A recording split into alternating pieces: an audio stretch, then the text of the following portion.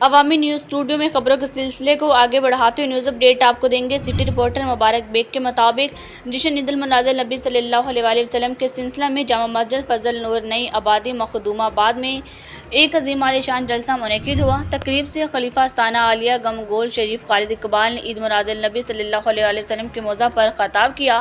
جلسے میں معزز مہمان گرامی، علماء کرام، وکلاء برادری، تاجر برادری اور اہل محلہ نے بھرپور شرکت کی، جبکہ مشین محلہ نمبر 3 سے آنے والے جلوس نے محفل کی رونق کو دوبالیہ کر دیا۔ اس موقع پر متولی جامع مسجد فضل نور چودھری خالد امین نے آنے والے معزز مہمانوں کا شکریہ ادا کیا۔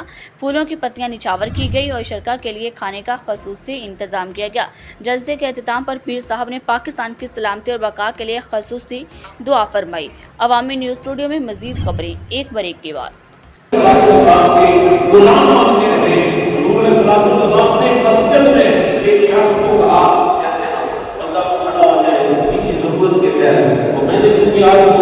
آپ کے قول کے مطابق آپ کو چھوڑ دیا ہے اور اپنی گفتگو کو جاری رکھا ہے۔ چلو میں اپنی ڈیوٹی کر رہا ہوں، کسی بندے کے دل میں تو بات اتری رہے گی، تو مسجد میں کھڑے ہوئے بندے کو حضور نے فرمایا بیٹھ جاؤ۔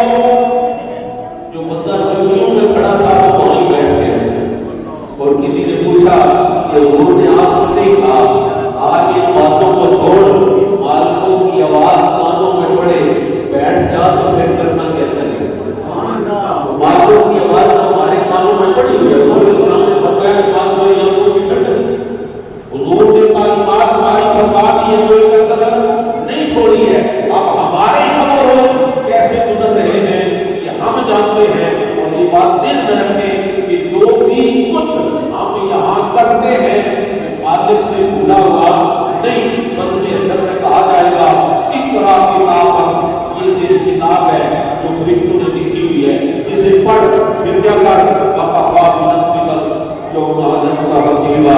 آج کے دن تو خود ہی اپنے اوپر دعا کافی ہے، کسی اور دعا کی ضرورت نہیں ہے۔ ہم اچھا اگر کمرے میں آج کل کیمروں کا دور ہے، دفتر میں جائیں تو لکھا ہوتا ہے کیمرے کی آنکھ آپ کو دیکھ رہی ہے، بندے کو